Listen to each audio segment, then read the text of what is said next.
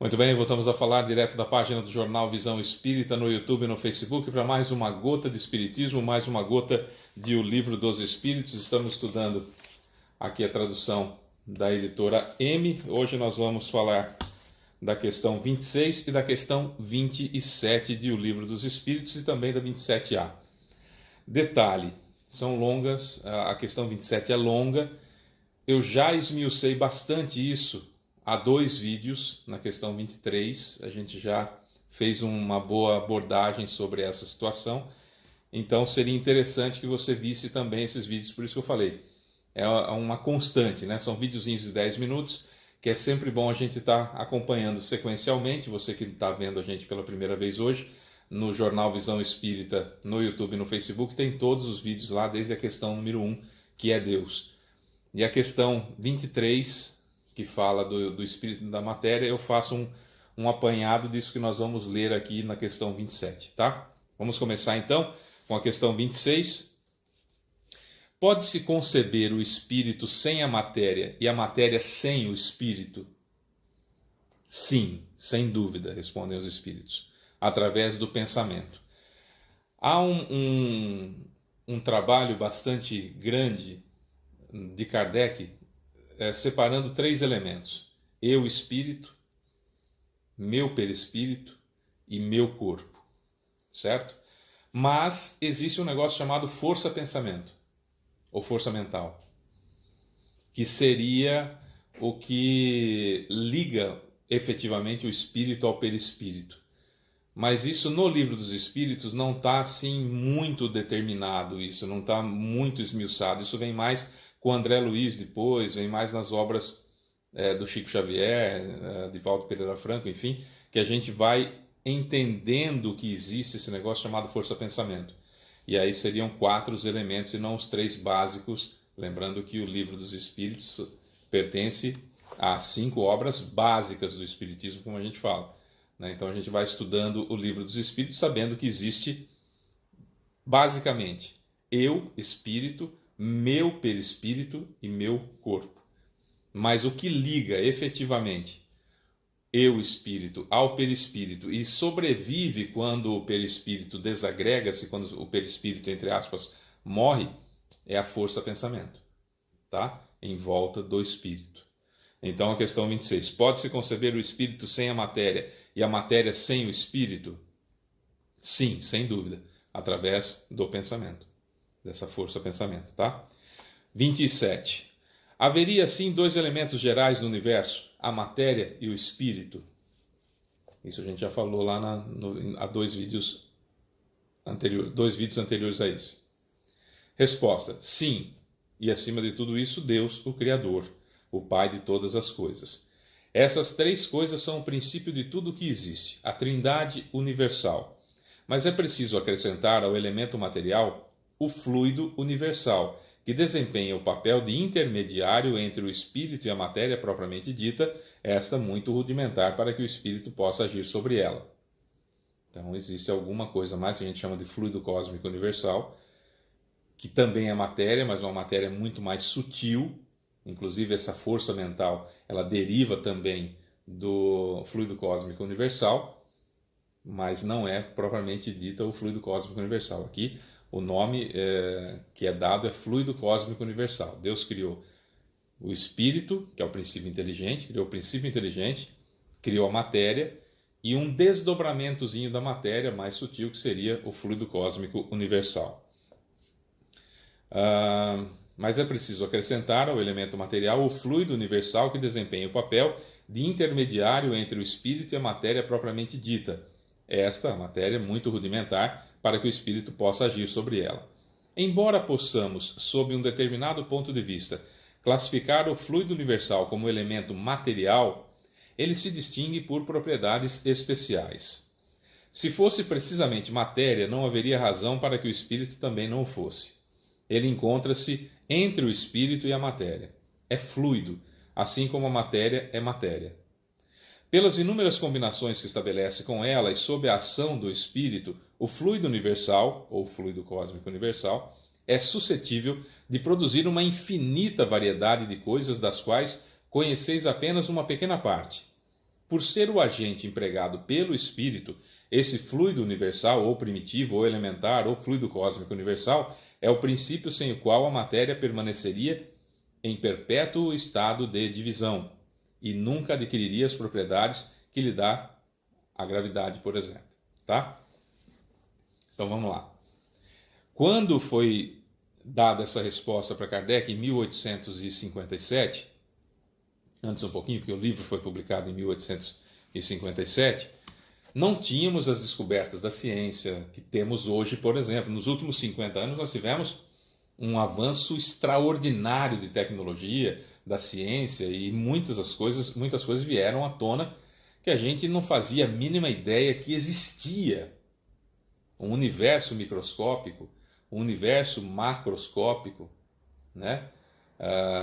Hoje em dia, pessoas que ainda acham que a Terra é plana, você imagina como era isso em 1857, para explicar certas coisas era muito difícil. Então usou-se a palavra fluido, que é alguma coisa que se podia definir à época. Hoje a gente já conhece plasma, já conhece ectoplasma, já conhece a matéria escura do universo, conhece? Não sabe que existe a matéria escura do universo. Então a gente sabe que em forma de matéria há a matéria quintessenciada, que é o ectoplasma. Né? A gente sabe que o perispírito ele é feito de uma matéria que os nossos 5 sentidos não são capazes de perceber, mas que existe. Né? A própria eletricidade, o campo magnético que existe em volta do fio, por onde passa a eletricidade, a energia, a força que une os prótons e os nêutrons no núcleo do átomo, quer dizer, são coisas que vão sendo descobertas e conforme a tecnologia avança, conforme a ciência avança, nós vamos tendo outros materiais para a gente substituir o nome fluido, por exemplo. Então, o que nós temos no universo? Deus criou o espírito, que é o princípio inteligente, na realidade, o princípio inteligente. E o princípio inteligente dá origem ao espírito, já expliquei isso também em vídeos anteriores. Então, Deus criou o princípio inteligente, que é o que se sabe em 2022. Criou o princípio inteligente e criou a matéria. E criou um intermediário, que é uma espécie de matéria, um fluido, que ficou conhecido como fluido cósmico universal, que é o que recebe as impressões do princípio inteligente, do espírito, formando essa, no caso do espírito, formando essa força pensamento, e essa força pensamento é que faz com que o perispírito tenha forma. Então, eu espírito, eu me entendo como tendo aquela forma perispirítica, e essas informações todas estão contidas na força pensamento. Na força pensamento. É a força pensamento que, por exemplo, faz com que eu, espírito, me exteriorize numa zoantropia, numa forma animalesca no plano espiritual inferior. Né? Aqueles grandes lobos, aquelas espécies de dragões, aqueles perispíritos que têm cabeça de cobra e corpo de gente, ou corpo de cobra e tronco de gente. Essa zoantropia é o perispírito plasmado, formado daquele jeito, porque eu, espírito, me acredito daquele jeito, ou fui induzido hipnoticamente por obsessores para me sentir daquela forma, para achar que eu sou daquele jeito, e com isso a minha força pensamento acaba criando essa forma perispirítica. Então, também é matéria, porque não é princípio inteligente, é esse fluido cósmico universal, que dá também a forma ao meu perispírito. Só para a gente entender que há um elemento a mais no universo, que é o fluido cósmico universal, além da matéria e além do princípio inteligente. Então, são basicamente as 3 coisas que Deus criou. Mas o Livro dos Espíritos trabalha na trindade, que é Deus, matéria e espírito. Tá? Só para a gente entender que tem desdobramentos de tudo isso, tem como continuar o assunto, e o desdobramento seria essa força-pensamento que envolve